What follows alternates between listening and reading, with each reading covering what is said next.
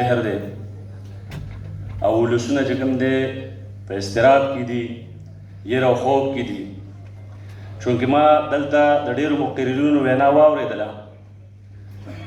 بعضې مقررین دا د پاکستان مسله ګڼي بعضې مقررین د صوبې مسله ګڼي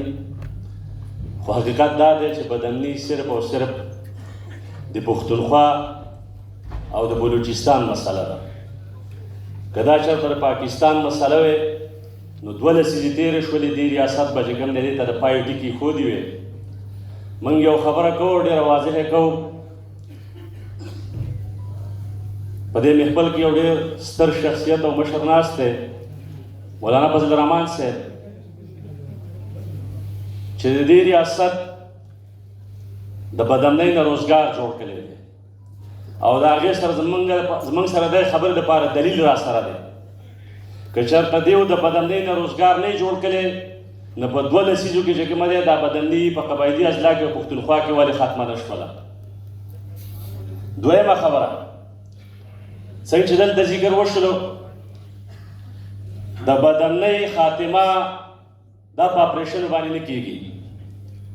که دی په اپریشنو کې د بدامنۍ خاتمه غواړي نو 2 شمیږه اپریشن یې دیو کړي دي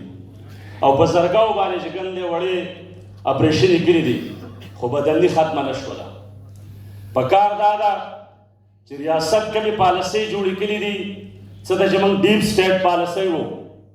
چې د هغې په وجه باندې دوی کله افغانستان ته د 5مې صوبې ګمان کوي کله په یو ملک مداخلت کوي کله په بل ملک مداخلت کوي او د عالمي استعماري قوتونو په اشاره باندې خپلې پالیسۍ جوړوي نو دې وطن کې به همدغه شانته فساد روان وي دا قبایلي اضلاع بفر زون جوړ کړی دی یو بیره چې کوم دی د امریکې نه ډالرې اخلي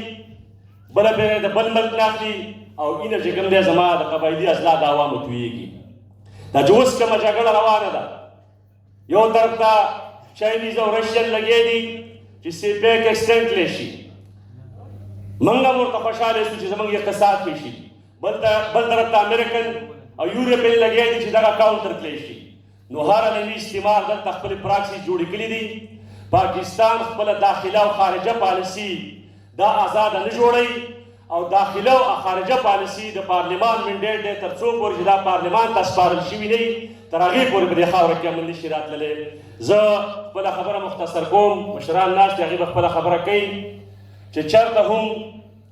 د قبایلي اضلاع د حقوقو خبره کیږي د امن خبره کیږي د عیني حقوق خبره کیږي موږ په هغه میدان ولاړ شو او هغه حقوق به چې کوم دی د قبایلي اضلاع د ولسونو د منشا او د مرضۍ مطابق ګټو وما علینا الا البلاغ. بسم الله الرحمن الرحیم.